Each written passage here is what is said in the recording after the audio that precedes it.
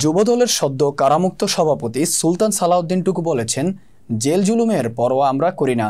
একটি অনির্বাচিত অবৈধ সরকার দেশের মানুষকে জেলে রেখে অত্যাচার করে ক্ষমতাকে চিরস্থায়ী করার চক্রান্ত করছে।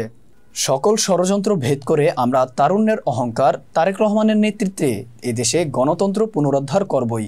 যতদিন পর্যন্ত গণতন্ত্র ও দেশনেত্রী মুক্তি না পাবে ততদিন আমরা রাজপথ ছেড়ে যাব না। বুধবার রাতে বিএনপির নয়াপল্টন কার্যালয়ের সামনে এক তাৎক্ষণিক সংবর্ধনায় তিনি এসব কথা বলেন।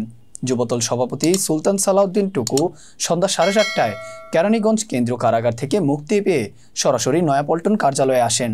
টুকু বলেন, আজকে ক্ষুদ্র কারাগার থেকে বৃহৎ কারাগারে প্রবেশ করেছি। দেশনেত্রীকে দীর্ঘদিন কারাগারে আবদ্ধ রেখেছে। তারেক রহমানকে মিথ্যা মামলা দিয়ে দেশান্তরিত করা হয়েছে। দেশের জনগণের কাছ থেকে কেড়ে নেওয়া হয়েছে বাক স্বাধীনতা। জাতিকে এসব থেকে উদ্ধার করতে আমরা ঐক্যবদ্ধভাবে রাজপথ থেকে আন্দোলনের মাধ্যমে এই স্বৈরাচারী শাসককে বিদায় করব ইনশাআল্লাহ।